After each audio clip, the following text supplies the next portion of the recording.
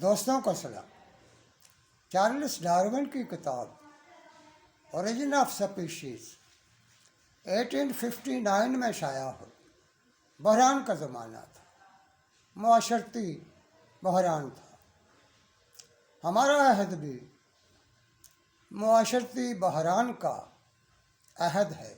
دنیا پر آف شور کمپنیوں کا حملہ ہے، سیاسی معاشی بحران ہے۔ ڈارون نے ارتقاء پر، بایولوجیکل ایوولوشن پر اپنا نظریہ پیش کیا۔ ڈارون پر میری کتاب 2019 میں شائع ہوئی۔ آج میں ڈارون پر شائع ہونے والی اپنی کتاب کا ایک پیج آپ کے سامنے رکھ رہا ہوں۔ امید ہے آپ کو اچھا لگے گا۔ برطانیہ، فرانس، جرمنی اور امریکہ میں معاشرتی ارتقاء کی جنگ میں متحارب قوتیں ٹکرا رہی تھیں۔ ڈارون ارتقائی سچائیوں کا مبلغ تھا، مگر بنیاد پرست اور رجعت پسند طبقے ڈارون کو نجس روح قرار دیتے تھے۔ یوں ڈارون متنازع شخصیت تھی، ترقی پسندوں کا محبوب دانشور اور رجعتی بنیاد پرستوں کی نظر میں ایک بیہودہ، لادین اور آلودہ فکر سائنسدان تھا ڈارون۔ لیکن ڈارون کا عشق صرف سائنس تھی۔ وہ تو جیسے حیاتیاتی ارتقاء کے اصول دریافت کرنے اور نظریہ ارتقاء پیش کرنے کے لیے پیدا ہوا تھا۔ اس کو غرض نہیں تھی کہ معاشرتی تضادات کے سرگرم ماحول میں مختلف طبقوں کے مفادات کی نوعیت کس حال میں تھی۔ وہ تو سچائیوں کا متلاشی تھا۔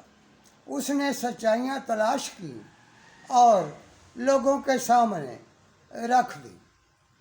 کون رسی کو سانپ کہتا ہے اور ہاتھی کو کبوتر، اس سے ڈارون کو کوئی غرض نہیں تھی۔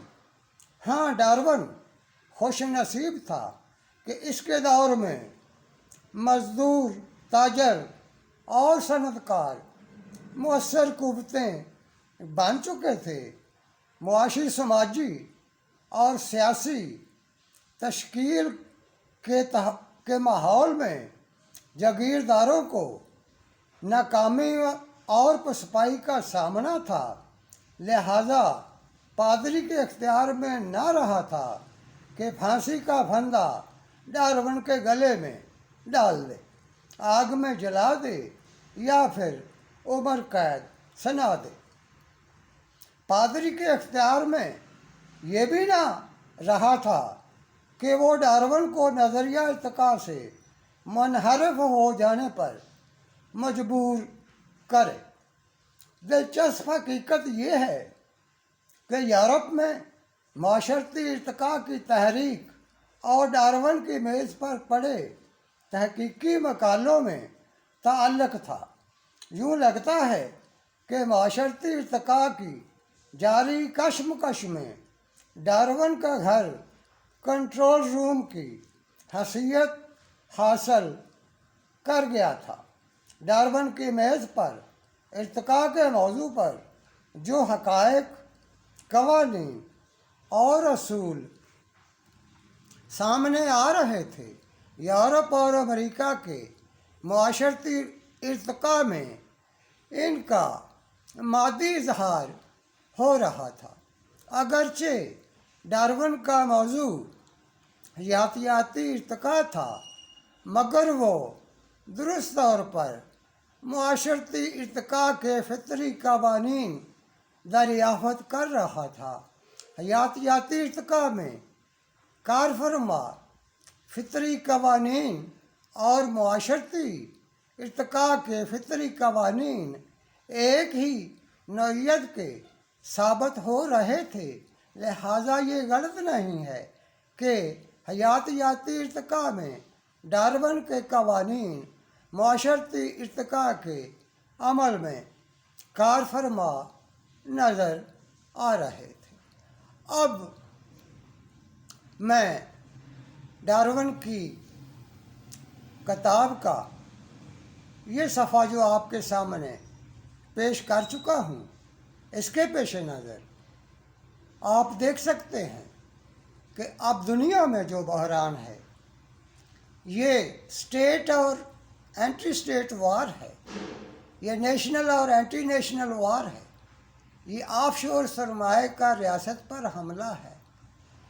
آپ دیکھ سکتے ہیں بحران ہے، اور آپ یہ بھی دیکھ سکتے ہیں کہ ڈارون کے نظریہ ارتقاء کے مطابق فطرت میں سلیکشن آف دی بیسٹ کا اصول ہے۔ اب دیکھنا یہ ہے کہ ہماری دنیا ارتقاء کے جس سفر پر چل رہی ہے وہ کس منزل پر پہنچے گی۔ شکریہ۔